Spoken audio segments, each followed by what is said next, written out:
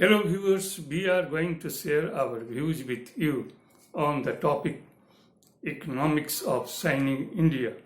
Earlier, during the premiership of Atal Bihari Vajpayee ji, we already heard that India is shining or shining India.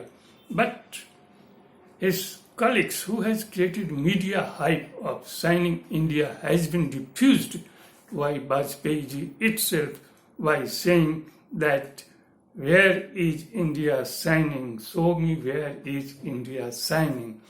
And now in present government, within the metaphor created by vocal for global, and in this scenario, Modi government has also created a media hype of Indian economy is shining. Indian economy is shining because of media hype within India and beyond India. Not only Modi government, but other few corporates residing in beyond India have created a media hype of Indian economy is shining. But this time not Modi, but the two international rating agencies like Nomura and Moody's have diffused this India's shining economics by telling and by projecting that India or Indian economy will remain around, or GDP growth will remain around 4.7% and 4.8% respectively in the year 2023. But our economic analysis says that Indian economic growth will remain around 4% in the year 2023. In the midst of declining global economic growth, in the midst of global supply constraint, in the midst of weaker economic fundamentals of Indian economy.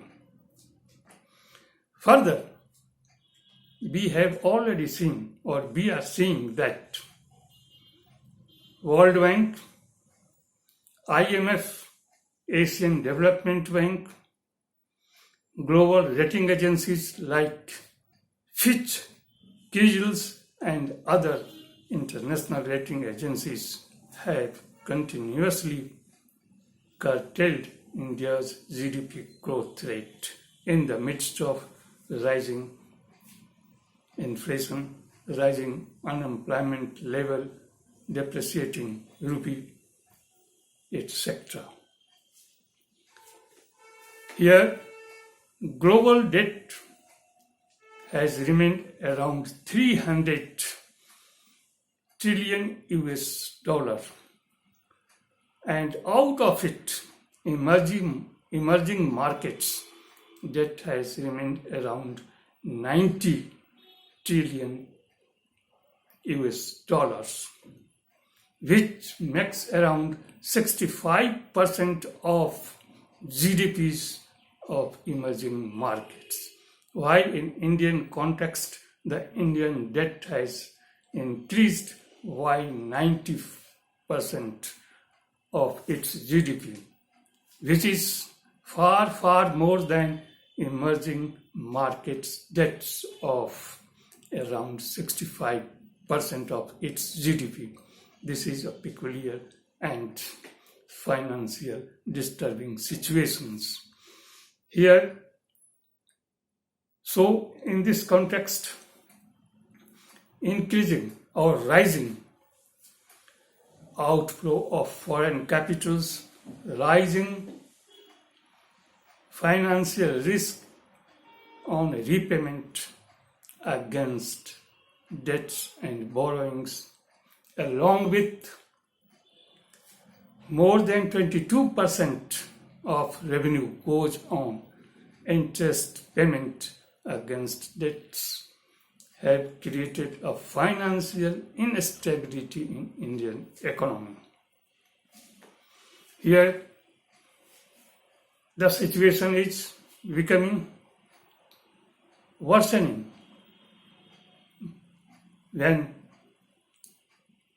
the rising physical deficit, which has gone above to 10% of its GDP, where current account deficit has gone around 3.5% of its GDP, which is going to touch around 4% in 2023.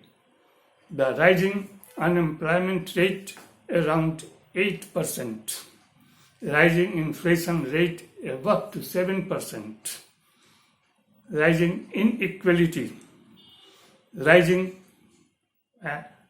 poverty, declining foreign exchange reserves from 642 billion US dollar to 521 billion US dollar during this year by the end of October 2022, and lower purchasing power have created a peculiar financial situation of instability, and in this situation the international rating agencies have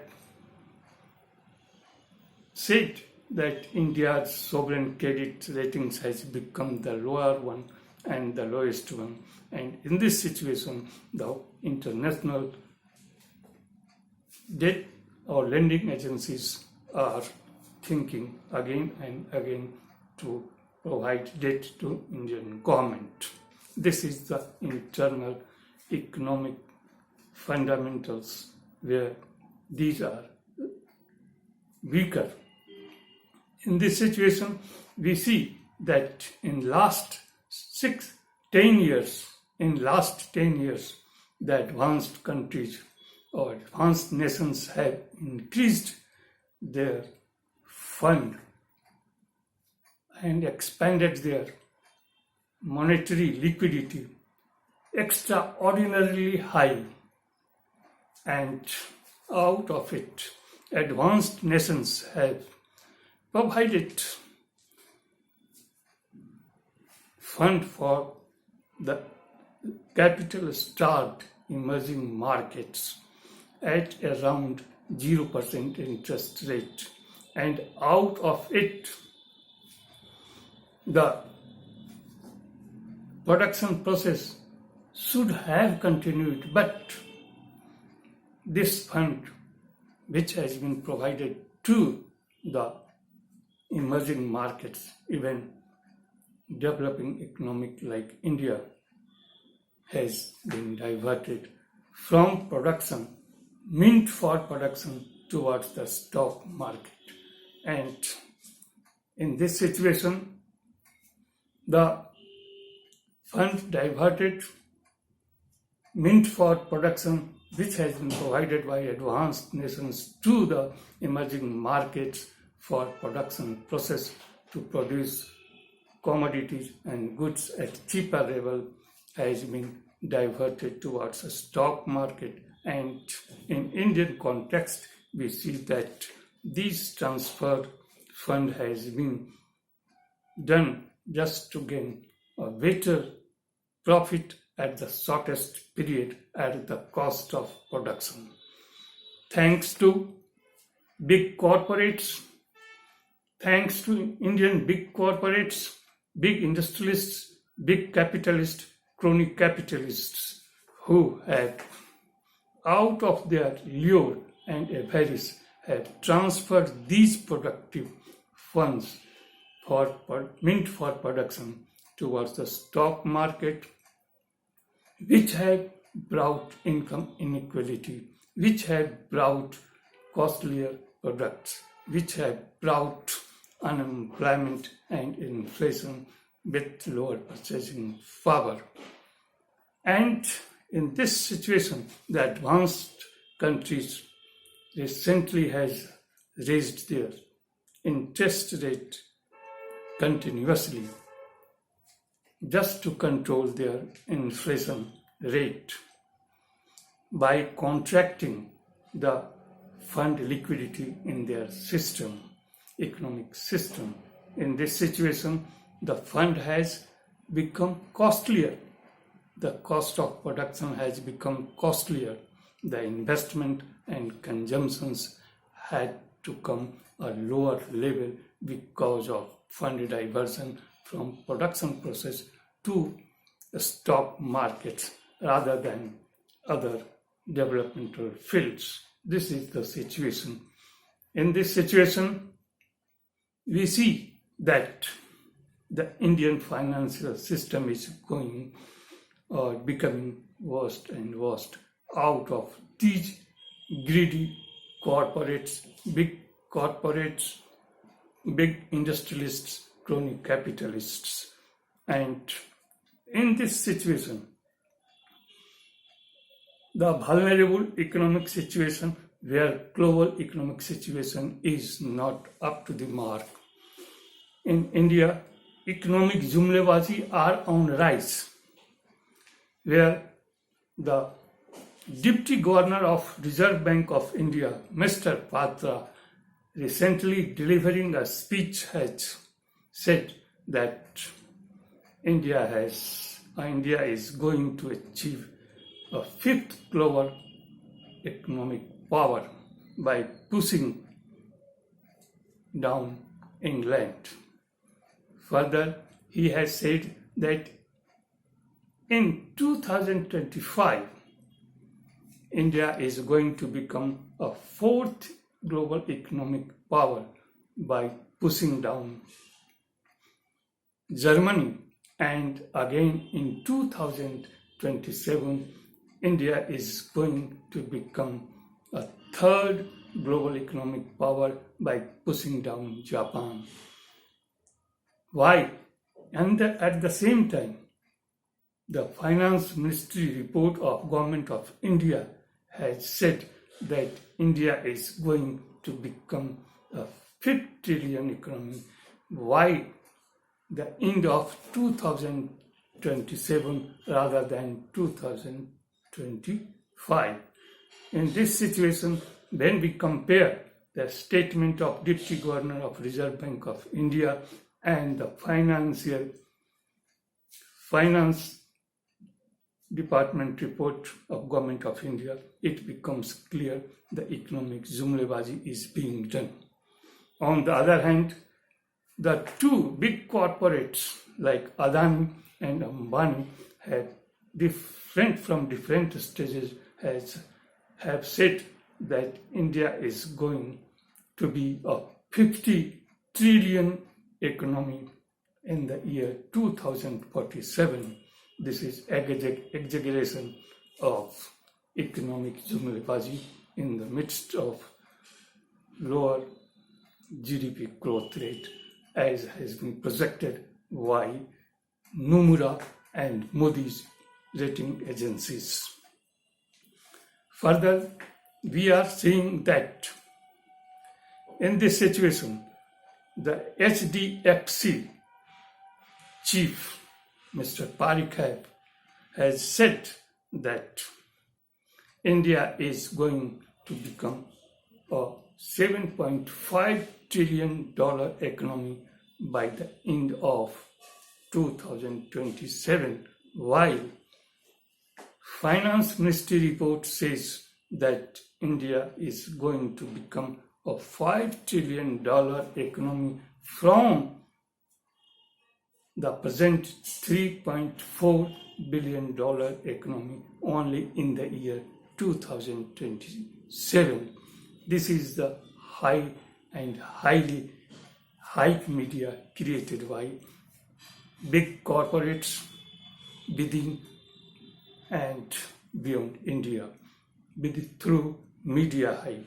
This media hype and economic jumlebazi on signing Indian economy is not up to the mark, not favoring Indian mass, because the mass or the purchasing power of mass has become lower, because investment has become lower, because consumption has become lower, because business confidence level as well as consumers' confidence level are not up to the mark in the midst of rising inflation, in the midst of rising cost of production, in the midst of rising debt, in the midst of rising fiscal deficit, rising government borrowings, etc.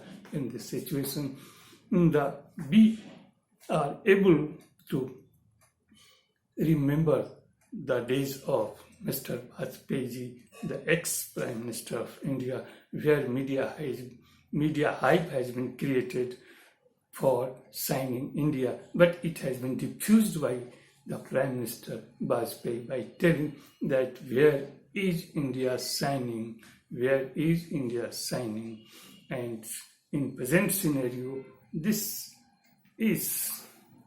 economic jumlebazi is like or similar to the political jumlebazi of the government. This is the scenario, and we are going to leave these things over our viewers to judge whether it is economic jumlebazi similar to political jumlebazi, or it is a hard reality or economic reality of India. A lot of thanks to my viewers.